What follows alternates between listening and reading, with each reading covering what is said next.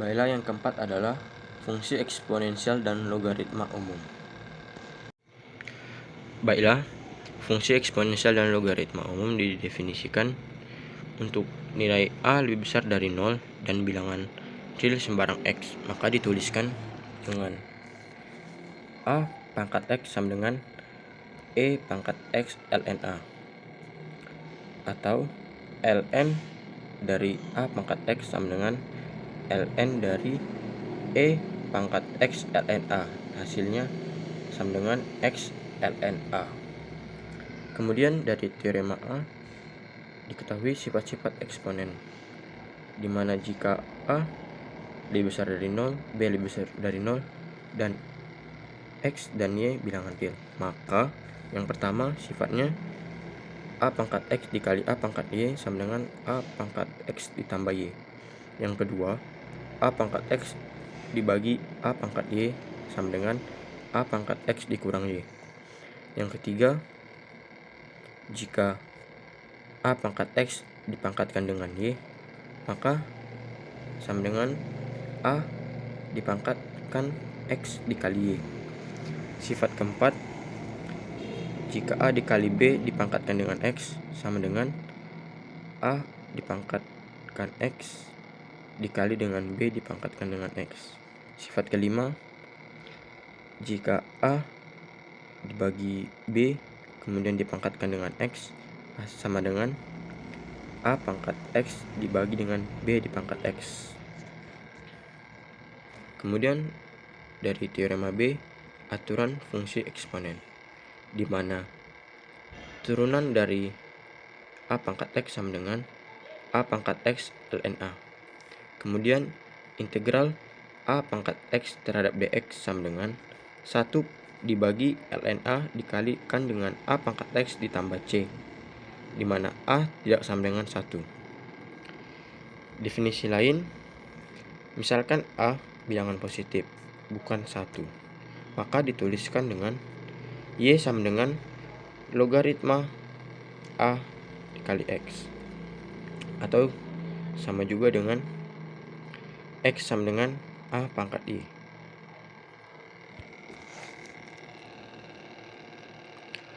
Kemudian perhatikan bahwa logaritma E yang merupakan inverse fx sama dengan A pangkat X adalah lambang lain untuk ln, yakni logaritma E dari X sama dengan ln X. Kemudian jika Y sama dengan logaritma A dari X sehingga X sama dengan A pangkat Y, maka logaritma A dari X sama dengan ln X per ln A. Dari ini diperoleh bahwa logaritma A memenuhi sifat-sifat yang lazimnya. Dihubungkan dengan logaritma, dituliskan dengan turunan dari log A dari X sama dengan X per, maksud saya 1 per X ln A. Baiklah, contoh soalnya yang pertama diketahui log 8 dari 2,5 dipangkatkan 4 sesuai sifatnya, maka 4-nya dipindahkan ke depan dikali dengan ln 2,5 dibagi dengan ln 8, hasilnya sama dengan 1,763. Contoh lainnya yang kedua, diketahui 5 pangkat X sama dengan 18. Kita ubah ke logaritma natural menjadi X ln 5 sama dengan ln 18. Kita pindahkan ln 5 nya ke ruas kanan menjadi X sama dengan ln 18 dibagi dengan ln 5, hasilnya sama dengan 1,796. Selanjutnya yang kelima adalah pertumbuhan dan peluruhan eksponensial.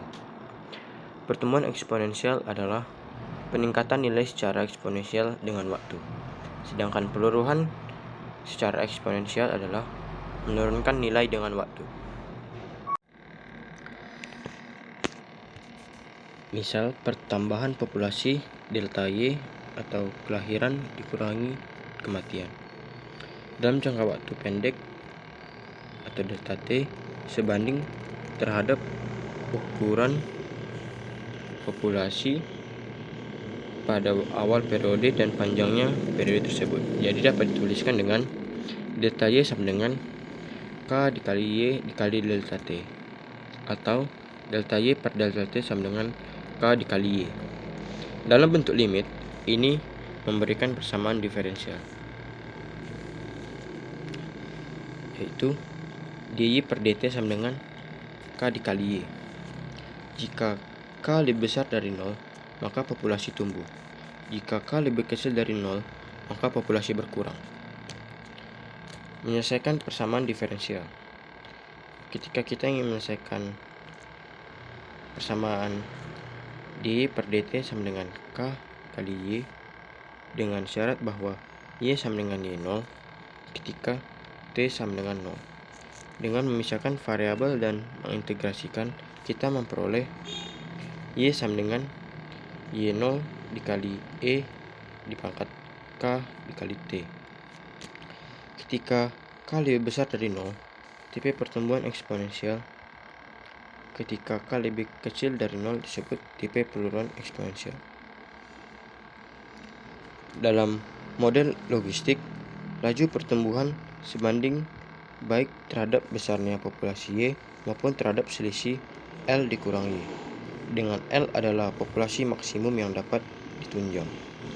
Ini menuju ke persamaan diferensial, yaitu dy per dt sama dengan K dikali Y dikali L dikurang Y. Untuk peluruhan radioaktif, rumusnya adalah dy per dt sama dengan Ky. Penyelesaian terhadap persamaan ini adalah Y sama dengan Y0 dikali E pangkat K dikali T. Kemudian hukum Newton tentang pendinginan. Rumusnya adalah, rumus diferensialnya, dy per dt sama dengan K dikali T dikurang T1. Kemudian dalam bunga majemuk, rumusnya adalah AT sama dengan A0 dikali 1 tambah R per N dipangkatkan dengan N dikali T. Apabila bunga majemuk dijalankan secara kontinu, yaitu ketika N bilangan yang menunjukkan periode kemajemukan dalam setahun, cenderung menuju ke tak terhingga, maka dapat dituliskan dengan AT sama dengan limit N mendekati tak hingga dari A0 dikali 1 tambah R per N dipangkatkan N kali T sama dengan A0 dikali limit N mendekati tak hingga dari 1 ditambah R per N pangkat N per R dipangkatkan dengan R dikali T. Maka AT sama dengan A0 dikali limit N mendekati 0 dari 1 ditambah H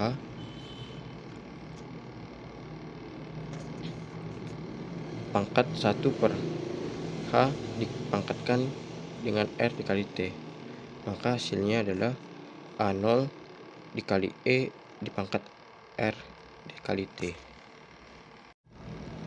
Baiklah, sebagai contoh, diketahui suatu populasi bakteri berkembang pada laju yang sebanding dengan ukurannya. Pada awalnya ada 15.000 dan setelah 12 hari terdiri atas 30.000 bakteri. Berapakah populasi bakteri setelah 30 hari? Nah, di sini diketahui Y0 sama dengan 15.000 bakteri, atau Y0 ini adalah awal mula bakteri, dan Y12 adalah hari dari 12 berjumlah 30.000 hari. Maksud saya 30.000 bakteri. Nah, sesuai yang saya jelaskan tadi, rumusnya adalah Y sama dengan Y0 dikali E dipangkatkan K dikali T. Y di sini adalah Y12 sama dengan 15.000 dikalikan K dipangkatkan K dikalikan dengan T adalah jumlah hari ke-12. Kemudian I12 sama dengan 30.000 bakteri sama dengan 15.000. Kemudian dibagi, di sini ada kurang, seharusnya di sini dikalikan dengan pangkat K dikalikan 12. Maka 30.000 dibagi 15.000 hasilnya 2 sama dengan pangkat 12K. Kemudian di logaritma naturalkan, ln2 sama dengan 12K.